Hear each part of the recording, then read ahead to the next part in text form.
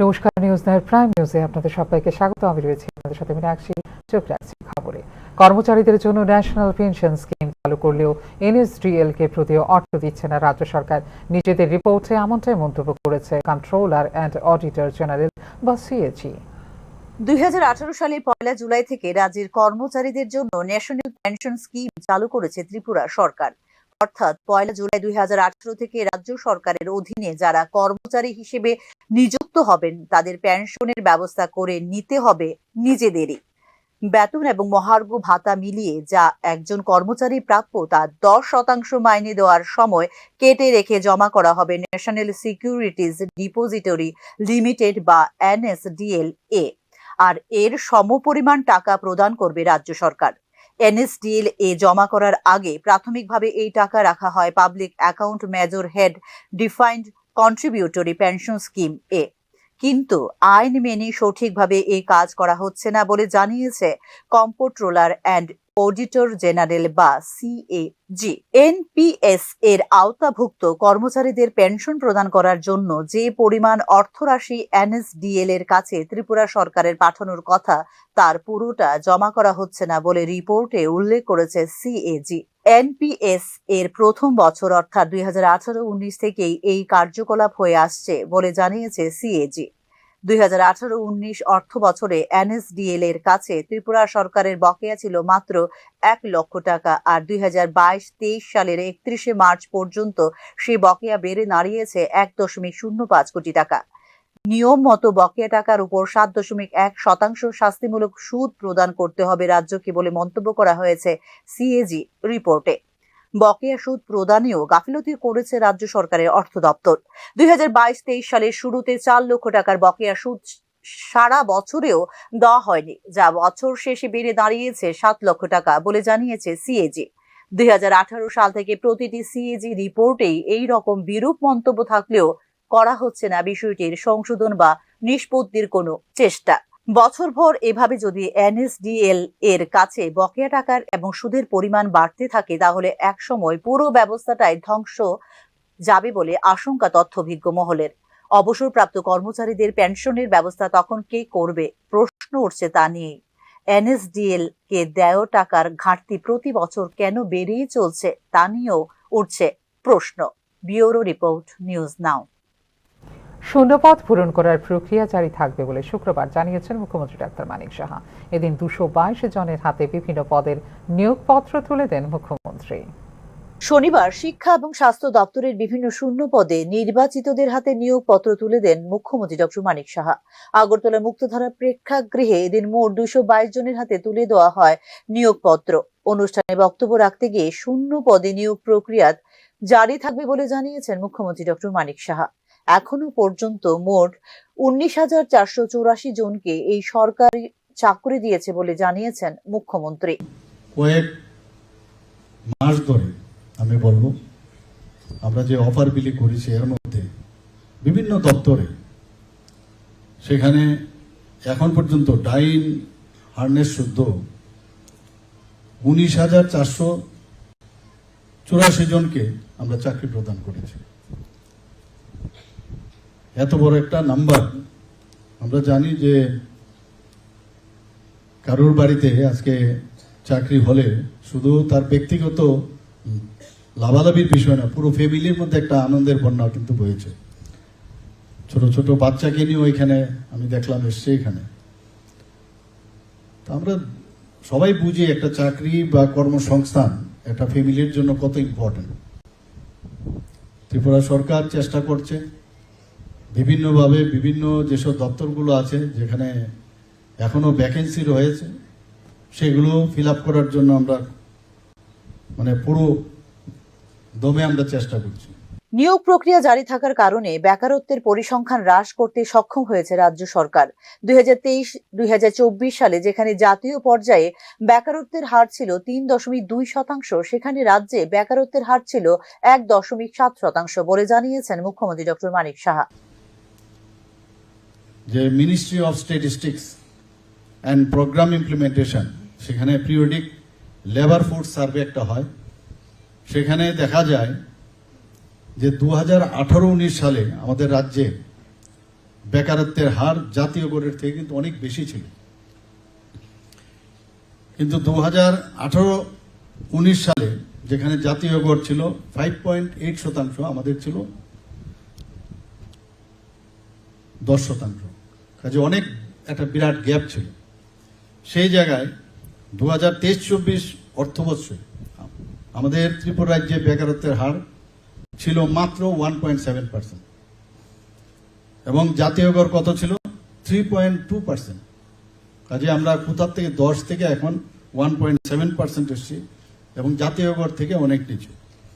অর্থাৎ এই ডাটাগুলোর থেকে বোঝা যায় যে আমরা ঠিক পথে যে চলছি, সেটা কিন্তু আজকে এখানে আমি বলতে দ্বিধাবোধ করব না যে মানুষের জন্য আমরা যেভাবে কথা দিয়েছিলাম যে কর্মসংস্থানের সুযোগ, সেই কাজটা আমরা কিন্তু করছি। রাজ্য সরকারের দেওয়া সর্বশেষ তথ্য অনুসারে বর্তমানে 3,36,551 জন নিবন্ধিত চাকরি প্রার্থী রয়েছেন ত্রিপুরায়। জাতীয় কেরিয়ার পরিষেবা পোর্টালের তথ্য অনুযায়ী শিক্ষাগত যোগ্যতার বিচারে 245 জন পিএইচডি ডিগ্রিধারী, 18,905 জন স্নাতকোত্তর ডিগ্রিধারী এবং 1,006 জন ডক্টরেট ডিগ্রিধারী চাকরি প্রার্থী রয়েছেন ত্রিপুরায়। দক্ষ কর্মসংস্থানের ক্রমবর্ধমান চাহিদার প্রতিফলন ঘটায় এই পরিসংখ্যান। কর্মসংস্থানের পরিকল্পনার মধ্য দিয়ে এই পরিসংখ্যান হ্রাস করার চেষ্টা করছে রাজ্য সরকার। এদিন 107 জনকে লাইব্রেরিয়ান, 15 জনকে এলডিসি, 98 জনকে মাল্টিটাস্কিং অপারেটর পদে এবং গ্রুপ ডি পদে নিয়োগপত্র দেওয়া হয়েছে 2 জনকেই। Bureau report, news now. রাজ্যের পরীক্ষার্থীদের সুবিধার কথা মাথায় রেখে ত্রিপুরাতে গড়ে তোলা হচ্ছে সর্বভারতীয় পরীক্ষা গ্রহণ কেন্দ্র। মোহনপুরে চিন্ময় হরিহর বিদ্যালয়ের আনুষ্ঠানিক উদ্বোধন করতে গিয়ে কথা জানিয়েছেন মুখ্যমন্ত্রী ডাক্তার মানিক সাহা। বহিরাজ্যে বিভিন্ন প্রতিযোগিতামূলক পরীক্ষা দিতে গিয়ে অনেক সময় সমস্যায় পড়তে হয় ত্রিপুরার ছাত্রছাত্রীদের। এক্ষেত্রে ঘটে প্রাণহানিও। বিষয়টিকে মাথায় রেখে এবার ত্রিপুরাতেই গড়ে তোলা হচ্ছে সর্বভারতীয় পরীক্ষা গ্রহণ কেন্দ্র।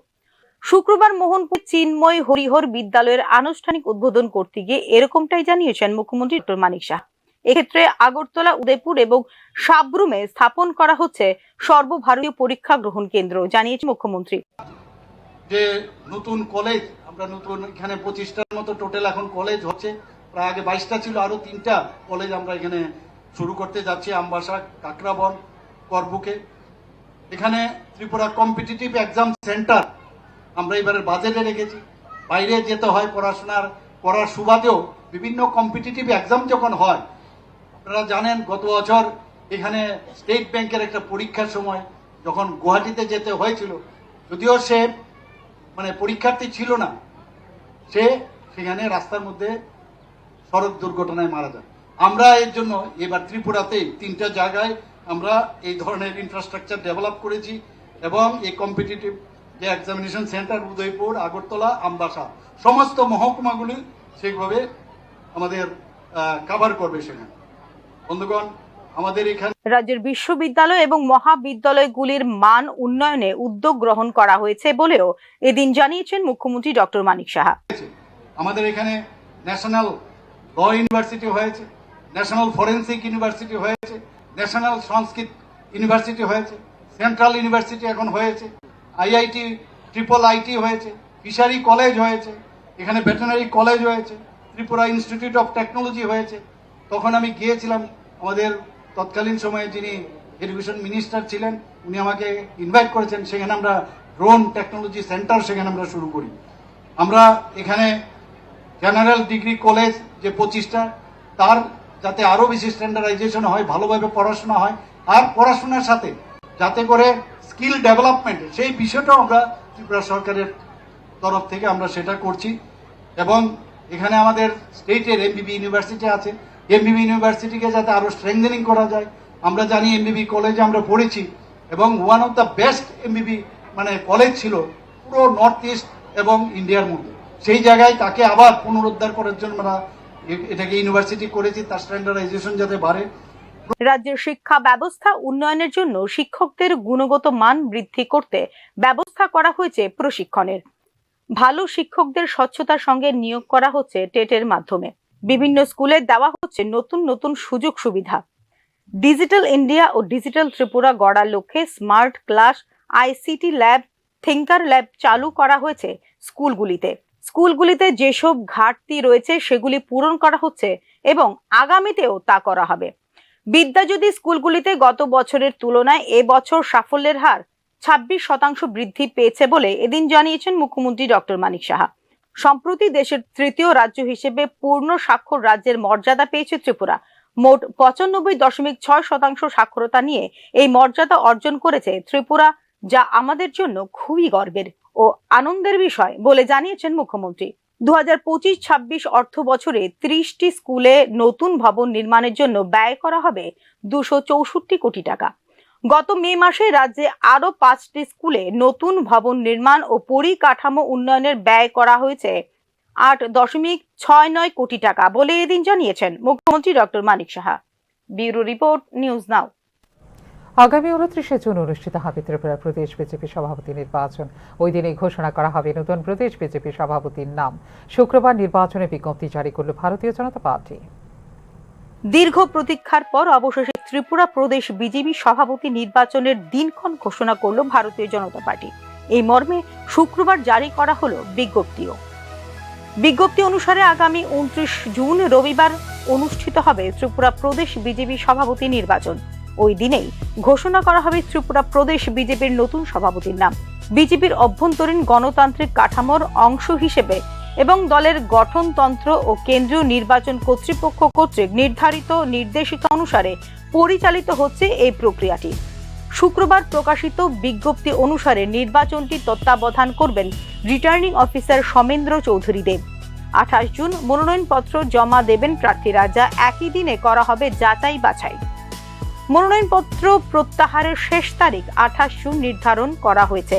এরপরই প্রকাশ করা হবে প্রার্থীদের চূড়ান্ত তালিকা। প্রয়োজন হলে ভোট গ্রহণ পর্ব অনুষ্ঠিত হবে 29 জুন। এরপরেই হবে ভোট গণনা এবং একই দিনে ঘোষণা করা হবে ফলাফল। বিজ্ঞপ্তিতে জানিয়েছে ভারতীয় জনতা পার্টি।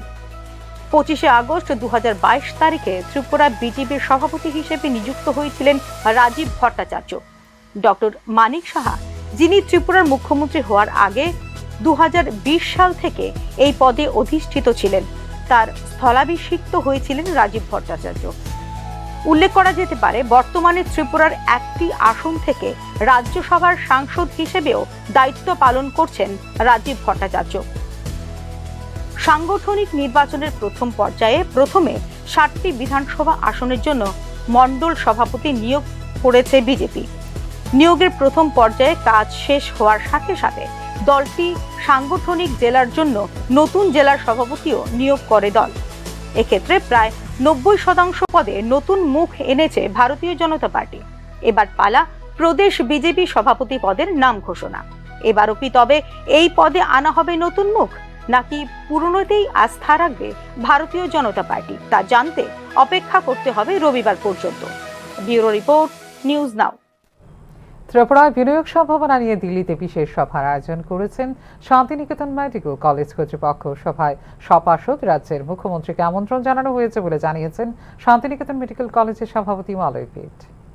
ত্রিপুরা সরকারের শিক্ষা, শিল্প, স্বাস্থ্য ও সার্বিক স্বয়ম্ভরের পরিকল্পনায় সক্রিয় যোগদানের ঘোষণা করেছে ত্রিপুরার শান্তিনিকেতন মেডিকেল কলেজ কর্তৃপক্ষ।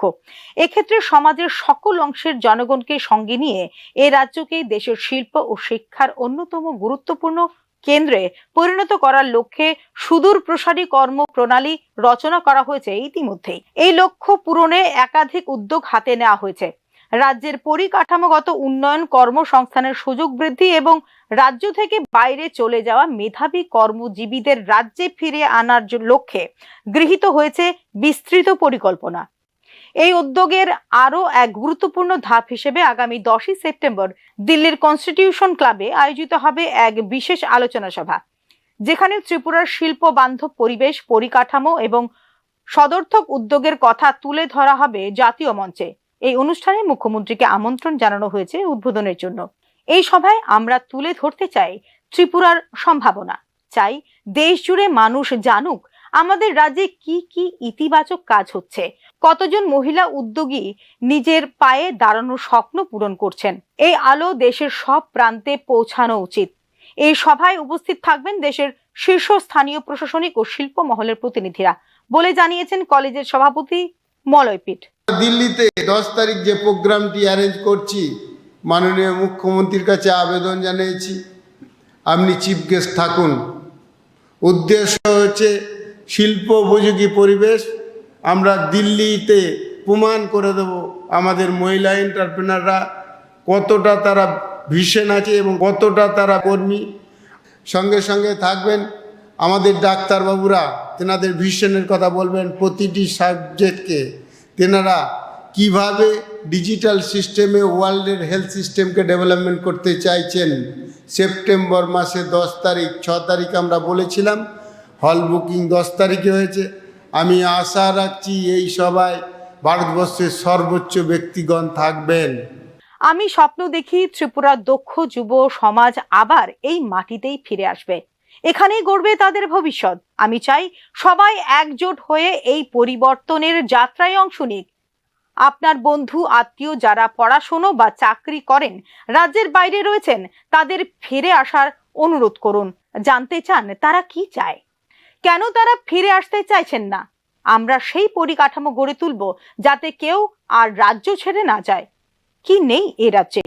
প্রথম বর্ষে শান্তিনিকেতন মেডিকেল কলেজে 21টি রাজ্য থেকে ছাত্রছাত্রীরা ভর্তি হলেও রাজ্যের নিজস্ব ছেলেমেয়েরা যদি ত্রিপুরাতেই উচ্চ শিক্ষা গ্রহণের মানসিকতা গড়ে তুলত, তাহলে 150টি আসনই রাজ্যের ছাত্রছাত্রীদের দিয়ে পূর্ণ হতে পারত। যদি ত্রিপুরার যুবকরা নিজের রাজ্যেই উচ্চশিক্ষা ও ভবিষ্যতের স্বপ্ন দেখতে শুরু করে, তাহলে বাইরে যাওয়ার প্রয়োজনই হবে না। এই পরিস্থিতি বদলাতে খুব শীঘ্রই ত্রিপুরায় একটি আধুনিক প্যারামেডিক্যাল কলেজ স্থাপন করা হবে। এই কলেজে চালু করা হবে telemedicine, pathology, teleradiology, tele ICU, artificial intelligence সহ প্রযুক্তি নির্ভর কয়েকটি কোর্স। এর মাধ্যমে প্রস্তুত হবে রাজ্যের ও দেশের যুব সমাজের ভবিষ্যতের জন্য। এই কোর্সগুলোর মাধ্যমে যুব সমাজকে আন্তর্জাতিক মানের প্রশিক্ষণ দিয়ে দক্ষ করে তোলা হবে, যাতে তারা শুধু চাকরি খুঁজতে না গিয়ে দিতেও পারে চাকরি। ইতিমধ্যেই শুরু হয়ে গেছে কোর্স তৈরির কাজও, জানিয়েছেন শান্তিনিকেতনের মেডিকেল কলেজের সভাপতি মলয় পিঠ। আমরা প্রথম বছরেই প্রমাণ করে দিতে চাইছি বেস্ট পড়ার জায়গা ত্রিপুরা। এই 21টা স্টেট থেকে ছেলে এসেছে। দেখুন, প্রথম প্যারামেডিক্যাল কলেজ করে আমরা প্রমাণ করে দেব হোল ওভার ওয়ার্ল্ড থেকে ছেলে মেয়ে এখানে পড়তে এসেছে। আমরা ইতিমধ্যেই কোর্স তৈরি করতে শুরু করে দিয়েছি। Telemedicine, telepathology, tele ICU, teleradiology, AI paramedical কোর্সগুলি তৈরি হচ্ছে। ডাক্তারবাবুদের সাপোর্ট নিয়ে ইকুইভ্যালেন্টি কোর্সগুলি তৈরি করার জন্য আমরা প্রিপারেশন নিচ্ছি। আমার প্রতিটি ছেলে মেয়েই এখানে ট্রেনিং নেবে, এখানেই পরিষেবা দেবে। ক্ষেত্র তৈরি করে দেওয়ার দায়িত্ব আমাদের। আমরা এন্টারপ্রেনার, তার একটা সুনির্দিষ্ট পরিকল্পনা আমরা রচনা করেছি। রাজ্য সরকারের সহায়তায় আমি নিশ্চিত পরের বারের মধ্যে আমরা অধিকাংশ স্টেটের পিজি করে নিতে পারবো। তার 2 বছরের পর আমরা নিঃসন্দেহে টেলিমেডিসিন, টেলিপ্যাথোলজি, টেলি আইসিইউ, টেলিরেডিওলজি এবং এআই এর উপর পিজি কোর্স করে নিতে পারবো। এবং তার সঙ্গে সঙ্গে আমরা নার্সিং এবং প্যারামেডিক্যালের কোর্সগুলোকে PG equivalent to master degree করে নিতে পারবো। এই ম্যান পাওয়ার যেটা তৈরি করলাম, এখানে আমরা নলেজ সিটি তৈরি করতে চাইছি। বিশ্বের বিভিন্ন বিজ্ঞানী এবং ডাক্তারবাবু এখানে আসবেন, তেনারা রিসার্চ করবেন এবং তেনাদের রিসার্চ করার পর সেই টেকনোলজি বিশ্বের বিভিন্ন দেশে ইনস্টিটিউটগুলিতে সাপ্লাই হবে। আমাদের ম্যান পাওয়ার সাপ্লাই হচ্ছে, টেকনোলজি সাপ্লাই হচ্ছে। যে দুটি এখানে অভিশাপ বলেছিল সেইটাই আশীর্বাদ হবে। প্রথম অভিশাপ হিসেবে এখানে ট্রিটমেন্ট হচ্ছে, স্কিল ম্যান পাওয়ার রয়েছে, তাদের জবের জায়গা নেই। আমি স্কিল ম্যান পাওয়ার রয়েছে কথাটা বলবো না, এডুকেটেড ম্যান পাওয়ার রয়েছে, তাদের স্কিল করতে হবে, নিয়ে ক্ষেত্র তৈরি করে জব দিতে হবে। ডিজিটাল সিস্টেমকে কাজে লাগিয়ে আমরা স্কিল করতে চাইছি। বিশ্বের বিভিন্ন বিজ্ঞানী এবং ডাক্তারবাবুদের সমন্বয় করে আমরা ডিজিটাল সিস্টেমে হেলথ সিস্টেম চালু করতে চাইছি। এটা 5 বছরের মধ্যে আমরা করে দেবো, এটু নিশ্চিত। রাজ্য সরকারের সহযোগিতায় এবং সহমত ভিত্তিতে। শুধু তাই নয়, শিক্ষা ব্যবস্থাকে শক্ত ভিতের উপর দাঁড় করাতে রাজ্য সরকারের সহযোগিতায় শীঘ্রই মেডিকেলে পোস্ট গ্রাজুয়েট কোর্স চালুর পরিকল্পনা রয়েছে বলে জানিয়েছেন মলয়পীঠ। নার্সিং কলেজ স্থাপন করে পরিকল্পনা রয়েছে সেখানে স্নাতকোত্তর স্তরের কোর্স চালুর। ত্রিপুরা যেন উন্নয়ন, শিক্ষা ও উদ্ভাবনের এক আলোকিত কেন্দ্র হয়ে ওঠে, এই মানবিক স্বপ্ন নিয়েই এগিয়ে চলছেন মলয়পীঠ ও তার টিম। নিঃসন্দেহে ত্রিপুরার ভবিষ্যতের পথে একটি আশার আলো তার এই প্রয়াস, তা আর বলার অপেক্ষা রাখে না। ব্যুরো রিপোর্ট, নিউজ নাও। রবিবার থেকে দূরপাল্লার রেল পরিষেবা শুরু করার জন্য যুদ্ধকালীন পর্যায়ে কাজ করা হচ্ছে বলে জানিয়েছে উত্তর পূর্ব সীমান্ত রেল। এদিকে রবিবারের মধ্যে রেল পরিষেবা স্বাভাবিক না হলে বিশেষ করে জ্বালানি সরবরাহের সমস্যার সম্মুখীন হতে পারেন রাজ্যবাসী। দূরপাল্লার ট্রেনে বিচ্ছিন্নই রয়েছে রাজ্য। পাহাড় পথে পাথরের ধস পড়ে এই বিপত্তি। গত সোমবার থেকেই বন্ধ লামডিং বদরপুর এর মধ্যে ট্রেন চলাচল। যুদ্ধকালীন তৎপরতায় ধস সরানোর কাজ চলছে বলে জানিয়েছে উত্তর পূর্ব সীমান্ত রেল। এক্ষেত্রে রবিবার থেকে রেল চলাচল সম্ভব হবে বলে দাবি সীমান্ত রেল কর্তৃপক্ষের। जाम है यहाँ पे, वहाँ पे एक लैंडस्लाइड आ गया है, हिल का स्लाइडिंग हुआ है, वो ट्रैक पे आ गया है। उसकी वजह से ट्रैक ऑब्स्ट्रक्टेड है, पूरा रूट बंद है। तो जो 3 स्टेट्स हैं, मणिपुर, मिजोरम, त्रिपुरा, वहाँ का भी रेल लिंक बंद है फ्रॉम गुवाहाटी साइड। तो कब तक इसे रेस्क्यू हो सकता है? इसमें बहुत मैसिव लैंडस्लाइड हुआ है। 50,000 cubic metre of earth has been displaced. हमारे लोग लेंथ कितना है? Around 100, between 50 to 100 metres length में around 50,000 cubic metre of earth displace हुआ है। हिल शिफ्ट हुआ है, रोड्स, यहाँ जो पुरानी रोड थी, रोड ट्रैफिक थी, वो भी शिफ्ट हुआ है। तो अभी हमारे साइट पे करीब 10 बुलडोजर काम कर रहे हैं, एक्सकेवेटर काम कर रहे हैं। रात तक ये करीब 20 हो जाएंगे। बिल्कुल वॉर फुटिंग पे काम चल रहा है। हम चाह रहे हैं कि अगले हफ्ते ना जाइए, इसी हफ्ते संडे तक हम ट्रेन ट्रैफिक रिस्टोर कर दें। এদিকে শনিবার পর্যন্ত দূরপাল্লার সব ট্রেন বাতিল করে দিয়েছে উত্তর পূর্ব সীমান্ত রেল। সড়ক পথেও প্রায় বিচ্ছিন্ন এই অঞ্চল। ত্রিপুরায় চাল, গম এবং চিনির মতো নিত্য প্রয়োজনীয় পণ্যের পর্যাপ্ত মজুত রয়েছে, যদিও আসামের পাহাড়ি অঞ্চলে ব্যাপক ভূমিধসের কারণে এই পণ্যগুলোর সরবরাহ শৃঙ্খল ব্যাহত হয়েছে। বৃহস্পতিবার একজন কর্মকর্তা জানিয়েছেন।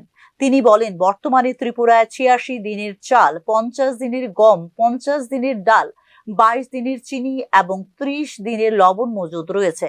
তবে জ্বালানি মজুদ 4 থেকে 5 দিনের চাহিদা মেটাতে পারে বলে তিনি জানান। এদিকে উত্তর পূর্ব সীমান্ত রেলওয়ের লামডিং বদরপুর বিভাগে ভূমিধসের কারণে সরবরাহ শৃঙ্খল ব্যাহত হওয়ার পর খাদ্য মজুদ এবং জ্বালানি মজুদের পর্যালোচনা করছে ত্রিপুরা সরকার। পরিস্থিতি পর্যালোচনার জন্য এফসিআই, রেলওয়ে এবং আইওসিএল কর্মকর্তাদের সাথে নিয়মিতভাবে পর্যালোচনা বৈঠক করা হচ্ছে বলে জানিয়েছে রাজ্য সরকার। সরবরাহ শৃঙ্খলে বিঘ্ন ঘটার পরেও এখনো পর্যন্ত পিডিএস পণ্যের কোনো ঘাটতি নেই বলে জানিয়েছে সরকার। এই ক্ষেত্রে মজুত রয়েছে 86 দিনের চাল, 50 গম, 50 দিনের ডাল, 22 দিনের চিনি এবং 30 দিনের লবণ। তবে জ্বালানির মজুদ তুলনামূলকভাবে কম। 4 থেকে 5 দিনের চাহিদা পূরণের জ্বালানি মজুদ রয়েছে বলে জানিয়েছেন খাদ্য দপ্তরের আধিকারিক। 29 জুন রবিবারের মধ্যে সংযোগ পুনরুদ্ধার করা গেলে খাদ্য দ্রব্যের পাশাপাশি জ্বালানির চাহিদা মেটাতে কোনো সমস্যা হবে না। তবে যদি 29 জুনের সময়সীমা বাড়ানো হয় তাহলে সমস্যা হবে জ্বালানি সরবরাহে। পরিস্থিতি সুষ্ঠুভাবে পরিচালনা করার জন্য food corporation of India, Indian oil corporation এবং উত্তর পূর্ব সীমান্ত রেলের সঙ্গে সংযোগ রক্ষা করে চলেছে রাজ্য সরকার। Bureau report, news now. উৎসাহ এবং উদ্দীপনার মধ্য দিয়ে রাজ্যেও পালিত হলো রথযাত্রা উৎসব। ঐতিহ্যের সঙ্গে সংস্কৃতির এই অপূর্ব মেলবন্ধনই ছিল প্রশাসনিক সতর্কতাও। উৎসাহ ও ধর্মীয় ভাবাগম্ভীর্যের সাথে রথযাত্রা উৎসব পালিত হয়েছে গোটা রাজ্যে। এদিন ধর্মীয় উৎসাহের সাথে রথযাত্রা উৎসব উদযাপনে অংশ নিয়েছে হাজার হাজার ভক্তপ্রাণ মানুষ। এদিন শহর আগরতলার মূল সড়ক পথগুলিতে অতিক্রমে বেশ কয়েকটি বড় বড় রথ। উৎসবে অংশগ্রহণ এবং ভগবান জগন্নাথ, ভগবান বলরাম এবং দেবী সুভদ্রার রথ টানার জন্য আগরতলার জগন্নাথ মন্দিরে জড়ো হয়েছিলেন হাজার হাজার ভক্ত। শুক্রবার বিকেলে আগরতলার জগন্নাথ মন্দির প্রাঙ্গণ থেকে রথ টানার অনুষ্ঠান শুরু হয় এবং বিপুল জনসমাগমের মধ্যে অতিক্রম করে আগরতলার বিভিন্ন সড়ক। তিনি প্রেমের বিগত মুক্তি হয়ে গেছেন দ্বারকাতে। হ্যাঁ, যে প্রেমের বিগত মুক্তি হলো জগন্নাথ হলো জগতের কর্তা তিনি, বলদেব হলো গুরুদেব, গুরুত্ব নিত্য বলদেব বল দেন, শক্তি দেন ভজন করবার, হরিনাম করবার। আর শুভদেবীর ভক্তিতত্ত্ব, তিনি পূর্ণ শক্তি অশুভ শক্তি পরিত্যাগ করে শুভ শক্তি প্রদান করেন, মঙ্গল ধ্যান করেন। জগন্নাথের রথযাত্রা মানুষের পূর্ণ যাত্রা, পূর্ণ হয়। এদিকে আগরতলায় রথযাত্রা উৎসবের কেন্দ্রবিন্দু ছিল আন্তর্জাতিক কৃষ্ণ ভাবনামৃত সোসাইটি ইসকন কর্তৃক আয়োজিত বর্ণাঢ্য রথযাত্রা, যেখানে ধর্মীয়, সামাজিক এবং অর্থনৈতিক বাধা অতিক্রম করে সমাগম ঘটে বিপুল সংখ্যক ভক্তের। ইসকনের রথযাত্রা উৎসব উপলক্ষে রাজ্যের জনগণের কল্যাণ কামনা করেন উপস্থিত জনপ্রতিনিধিরা। आशीर्वाद से हमारे देश, हमारे राज्य जिस अभी उन्नति की तरफ, प्रगति की तरफ आ रहे हैं, आने वाले दिनों में ये बरकरार रहे, खुशी के साथ, मन के साथ आने वाले दिनों में चलते रहे। यही आज के दिन में, रथ यात्रा के दिन में, मैं जगन्नाथ जी के श्री चरणों में वही निवेदन करता हूँ, वही आशा करता हूँ। सबको बहुत बहुत शुभकामनाएं। जय जगन्नाथ। জগন্নাথ মন্দির এবং ইসকন মন্দিরের দুটি প্রধান রথ টানার অনুষ্ঠান ছাড়াও আগরতলার লক্ষ্মী নারায়ণ মন্দিরও উদযাপন করে রথযাত্রা উৎসব। আগরতলায় মণিপুর এবং শহরের অন্যান্য মন্দির সহ বেশ কয়েকটি ধর্মীয় সম্প্রদায়ও বিপুল জনসমাগমের মধ্যে দিয়ে ধর্মীয় উৎসাহ উদ্দীপনার সাথে উদযাপন করে রথযাত্রা উৎসব। কুমারঘাটের উল্টো রথ যাত্রার সময় মর্মান্তিক দুর্ঘটনার কথা মাথায় রেখে এবারে রথযাত্রা উপলক্ষে চূড়ান্তভাবে সতর্ক ছিল রাজ্য আরক্ষা প্রশাসন। আগরতলা ছাড়াও উদয়পুর, খোয়াই, শান্তির বাজার, বিলোনিয়া, ধর্মনগর এবং রাজ্যের অন্যান্য স্থানে উৎসাহ উদ্দীপনার সাথে উদযাপিত হয় ঐতিহ্যবাহী রথযাত্রা। উৎসব হলো ঐতিহ্য ও সংস্কৃতির ধারক ও বাহক। প্রতিটি উৎসবের রয়েছে নিজস্ব ইতিহাস, ঐতিহ্য ও সংস্কৃতি, যা বয়ে যায় প্রজন্ম থেকে প্রজন্ম। উৎসব পালনের মাধ্যমে প্রজন্ম থেকে প্রজন্মে ছড়িয়ে দেওয়া যায় এই ঐতিহ্য ও সংস্কৃতি। উৎসব মানুষের জীবনে নিয়ে আসে আনন্দ, ঐক্য এবং সাংস্কৃতিক মেলবন্ধন। ঐতিহ্য ও সংস্কৃতির ধারক ও বাহক হলো এই উৎসব, যা মানুষকে একত্রিত করে এবং সুদৃঢ় করে সামাজিক মেলবন্ধন। উৎসব উদযাপন মানুষের জীবনে একঘেয়েমি দূর করে এবং নিয়ে আসে আনন্দ ও উদ্দীপনা। আর এখানেই হয়তো লুকিয়ে আছে রথযাত্রার মতো ঐতিহ্যবাহী উৎসবগুলি উদযাপনের সার্থকতা। ব্যুরো রিপোর্ট, নিউজ নাও। এদিকে মেলাঘাটের জগন্নাথ জিউ মন্দিরে ঘটা করে পালন করা হলো ঐতিহ্যবাহী রথযাত্রা উৎসব। ঘণ্টা, কাসর, খোল, করতাল এবং উলুধ্বনির মধ্য দিয়ে হাজার ভক্তদের রথের দড়ি টানে শুরু হলো ভগবানের মাসির বাড়ি যাবার শোভাযাত্রা। বিকেল 3:30টায় শুরু হয় ভগবান জগন্নাথ, বলরাম এবং সুভদ্রার মাসির বাড়ি যাবার শোভাযাত্রা। অনুষ্ঠানে সিপাহীজলার জেলা শাসক উপস্থিত ছিলেন। অনুষ্ঠানে রাজ্যের বিভিন্ন অঞ্চল থেকে আসা ভক্তদের ভিড় পরিলক্ষিত হয়। 7 দিন পরে শুরু হবে উল্টো রথ।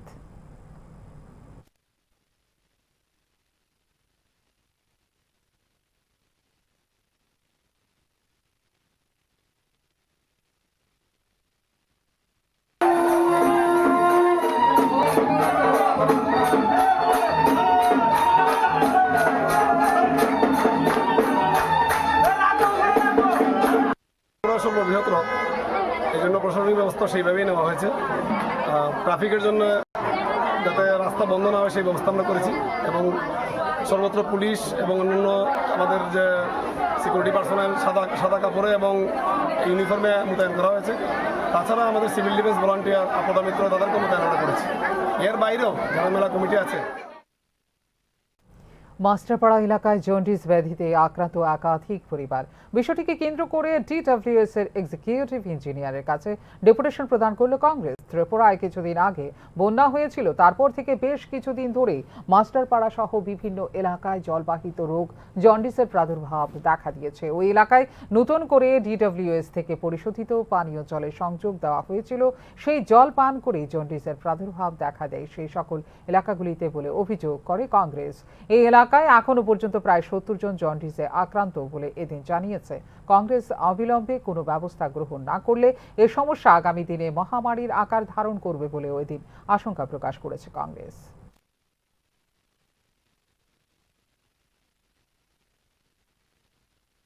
পর্যন্ত প্রায় 70 জন লোকের জন্ডিস রোগে ভুগছেন এবং তাদের এই ভোগার মেন কারণ যে রাস্তাতে যে DWS পাইপ, নতুন জলের পাইপ দিয়েছে, এই পাইপ প্রায় জায়গাতে ফুটো এবং জল নোংরা আছে, গন্ধযুক্ত জল। অদম্য ইচ্ছাশক্তি এবং পরিবারের একটু সহায়তা আর এতেই ধরা দেয় সাফল্য। আর এই বিষয়টি আবারও একবার প্রমাণ করল দক্ষিণ ত্রিপুরা জেলার প্রত্যন্ত হরিণা গ্রামের দীপরাজ বসু। দক্ষিণ ত্রিপুরা জেলার প্রত্যন্ত গ্রাম হরিণা থেকে উঠে এসে গোটা রাজ্যের গর্ব হয়ে উঠেছে দীপরাজ বসু। নিট 2025 এ 558 নম্বর পেয়ে সে অর্জন করেছে অল ইন্ডিয়া র্যাঙ্ক 933। তাকে দেশের শীর্ষ সরকারি মেডিকেল কলেজে ভর্তি হওয়ার সুযোগ করে দিয়েছে এই র্যাঙ্ক। এই অসাধারণ সাফল্যের পেছনে আছে একজন মায়ের অদম্য স্বপ্ন, একজন শিক্ষকের প্রজ্ঞা এবং একজন ছাত্রের নিষ্ঠা ও পরিশ্রমের নিখুঁত মিল। ছোটবেলাতেই বাবাকে হারায় দীপরাজ। পরিবার বলতে ছিল শুধু মা দীপালি দে। হরিণা গ্রামে ছেলেকে একা হাতে মানুষ করেছেন দীপালি দেবী। ছোট ছোট শিশুদের পড়িয়ে সংসার চালাতেন এবং দীপরাজের পড়ালেখা চালিয়ে যেতেন তিনি। দীপরাজ নবম শ্রেণীতে উঠলে আগরতলায় চলে আসে ভালো স্কুলে পড়ার সুযোগে। আগরতলায় পড়ানোর কাজ না পেয়ে রান্নার কাজ বেছে নেন মা দীপালি দেবী, যাতে ছেলের স্বপ্নে ব্যাঘাত না ঘটে। মাই আমার প্রথম শিক্ষক, তার নিঃস্বার্থ লড়াই, কখনো হার না মানা মনোভাবে আমাকে আজ এই জায়গা পৌঁছে দিয়েছে বলে জানিয়েছে দীপরাজ। তার শিক্ষা জীবন শুরু হয় হরিণার সেন্ট ফ্রান্সিস ডি সেল স্কুলে, যেখানে জীববিজ্ঞানের প্রতি তার জন্মায় গভীর আগ্রহ। পরবর্তী 4 বছর সে আগরতলা শ্রীকৃষ্ণ মিশন স্কুলে পড়াশোনা করে এবং সেখানে থেকে নেয় নিটের প্রস্তুতি। এই বছরের নিট ছিল সাম্প্রতিক সময়ের মধ্যে অন্যতম কঠিন, বিশেষ করে পদার্থবিদ্যায়। দীপরাজ পদার্থবিদ্যায় পেয়েছে 100 এর বেশি নম্বর। এই সাফল্যের মূলে ছিল আগরতলার অভিজ্ঞ পদার্থবিদ্যার শিক্ষক রজত স্যার, যিনি IITর পদার্থবিদ্যার প্রাক্তন ছাত্র। দীপরাজ শুধু ডাক্তার হতে চায় না, বরং চিকিৎসা, গবেষণা ও মেডিকেল শিক্ষার জগতে রাখতে চায় অবদান। তার লক্ষ্য চিকিৎসা ক্ষেত্রে উন্নয়ন এবং বিজ্ঞান চর্চার মাধ্যমে সমাজকে কিছু ফিরিয়ে দেওয়া। দীপরাজ শুধুমাত্র একজন র্যাঙ্ক হোল্ডার নয়, স্বপ্ন যদি যথার্থ হয় আর যদি পাশে থাকে মায়ের আশীর্বাদ এবং একজন প্রকৃত শিক্ষকের দিক নির্দেশ, তাহলে কোনো প্রতিকূলতায় সাফল্যের পথে বাধা হতে পারে না। তা আবারও একবার প্রমাণ করে দিল Dipraj Basu. Bureau report, news now. ONGC কাজ করছে, প্রকল্প এগোচ্ছে, কিন্তু এই উন্নতির কবলে পড়ে জনজীবন নাজেহাল অবস্থায়। ওএনজিসির বড় বড় গাড়িগুলোর ক্রমাগত চলাচলের ফলে মুখ থুবড়ে পড়েছে বৈষ্ণবপুর বনরায় বাড়ি এলাকার রাস্তা। দুর্ভোগ পোহাতে হচ্ছে ব্যবসায়ী, ছাত্রছাত্রী সহ রোগীদের।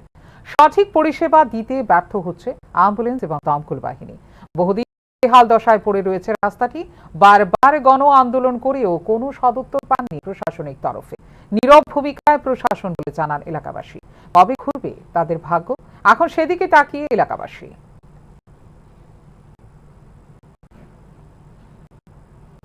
সমস্যা হয়েছে রাস্তার প্রতিদিন ওএনজিসি গাড়ি দুইকা মানে রাস্তাটা খারাপ হইতাছে, মানে যাওয়ার মতো, মানে বর্ষার সিজনে না, এই বর্ষার সিজনের ভিতরে আমরা কিনা এই ওএনজিসি যাওয়ার গাড়ি যাওয়ার মধ্যে কথা কইব আমরা মনোরঞ্জন, মানে রাস্তা সব শেষ, রাস্তা এখন গাড়ি চলতে পারে না, শেষ। সাবরুম থেকে মনোরঞ্জন করা রাস্তা শেষ, আমরা গাড়ি ঘোড়া সমস্যা, মানে জিনিসপত্র যদি রাজ্যে প্রথমবারের মতো ক্রীড়া সাংবাদিকদের নিয়ে কর্মশালার আয়োজন করা হয়েছে আগামী 2রা জুলাই বিশ্ব ক্রীড়া সাংবাদিক দিবস উদযাপন উপলক্ষে এই কর্মশালার আয়োজন করা হয়েছে বলে শুক্রবার সাংবাদিক সম্মেলনে জানিয়েছে ত্রিপুরা স্পোর্টস জার্নালিস্ট ক্লাব। 2রা জুলাই আগরতলা প্রেস ক্লাবে দুপুর 12টায় এই কর্মশালার উদ্বোধন হবে বলে সাংবাদিক সম্মেলনে জানিয়েছে ত্রিপুরা স্পোর্টস জার্নালিস্ট ক্লাব।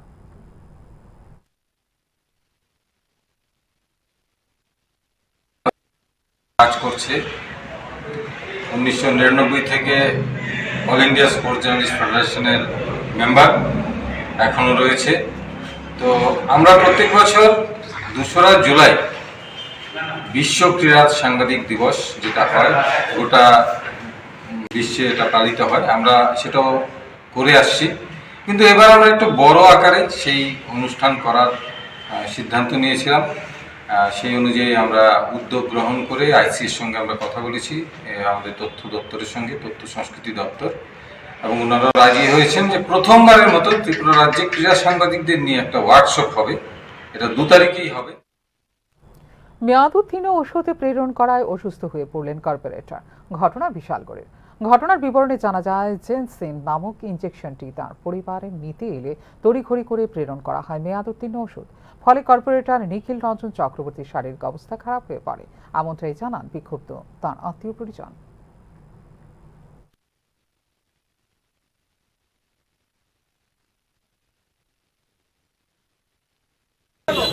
একটা জেনোসিন একটা ইঞ্জেকশন ওনার এখান থেকে নেওয়া হয়েছে।